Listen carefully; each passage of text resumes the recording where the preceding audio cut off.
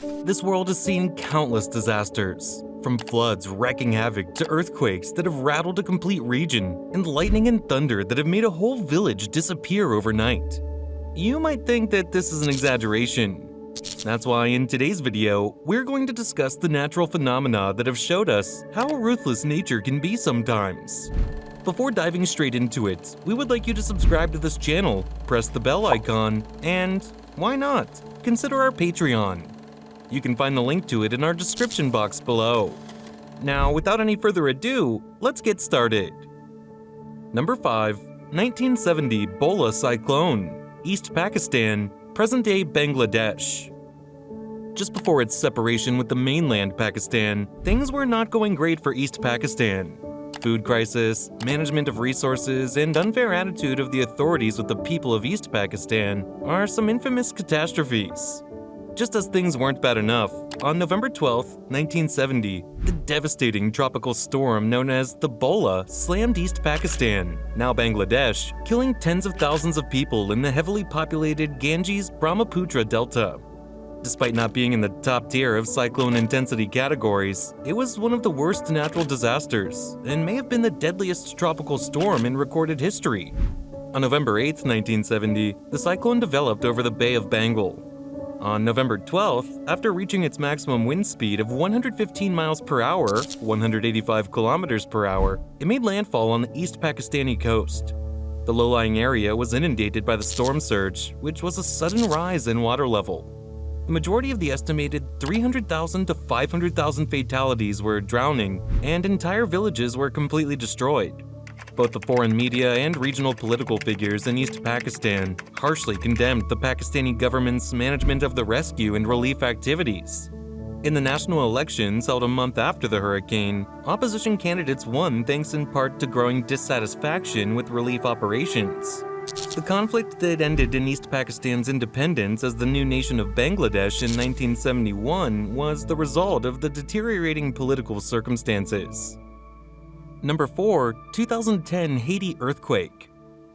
On Tuesday, January 12, 2010, at 4:35 local time, 21:53 UTC, Haiti was devastated by a 7.0 magnitude earthquake. Near the village of Liogane in the Aus department, the epicenter was located about 25 kilometers, 16 miles west of Port-au-Prince, the nation's capital. At least 52 aftershocks measuring 4.5 or more had been noted as of January 24th.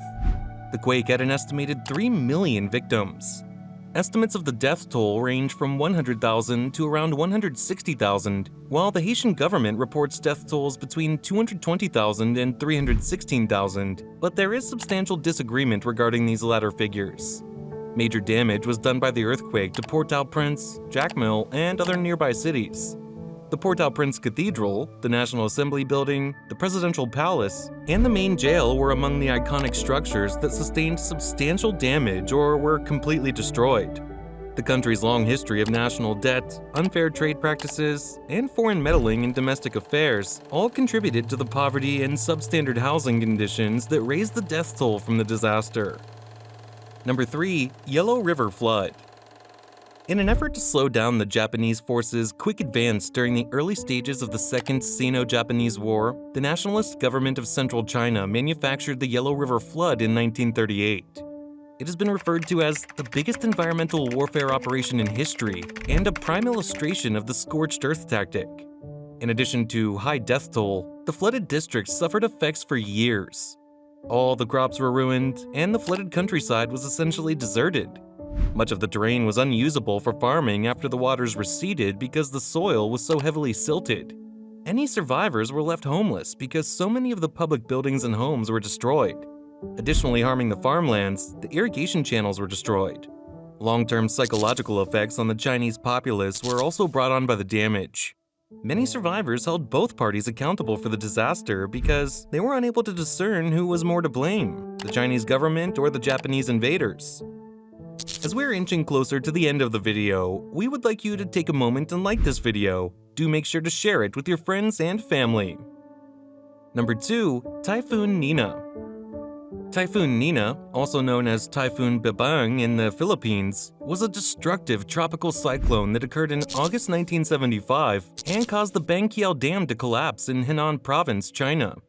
On July 30th, it began to form, and as it moved primarily to the west, it steadily intensified. Nina reached its strongest point on August 2nd. The following day, the typhoon hit Taiwan. Before reaching the coast of southwest China, it began to lose strength. Later, it moved slowly through central China. There, it produced a lot of rain, which led to the BANQIAO Dam and other dams failing. With 229,000 fatalities, it is the Pacific's deadliest typhoon till now. 26,000 people perished in the floods.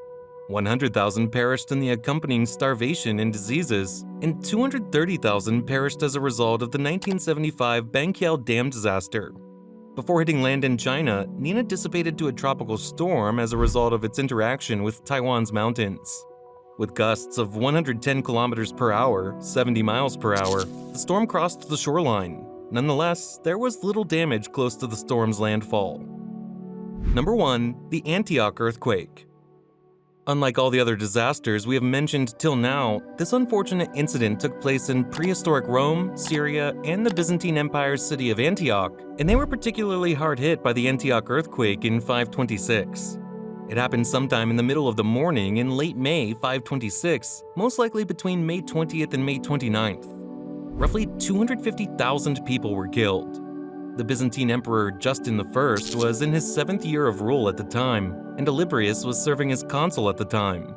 After the earthquake in Antioch, there was a fire that largely destroyed the remaining buildings. On the Mercalli intensity scale, the peak intensity at Antioch is thought to have ranged from 8, severe, to 9, violent.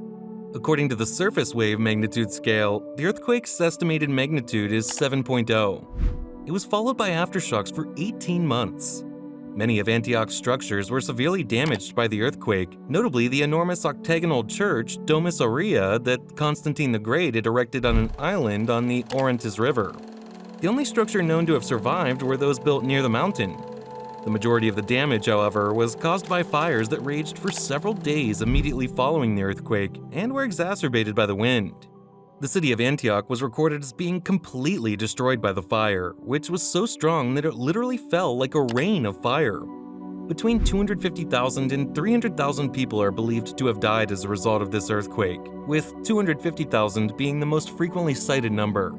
There has been speculation that the extremely high death toll was caused by the city being overrun with people celebrating Ascension Day from the nearby countryside.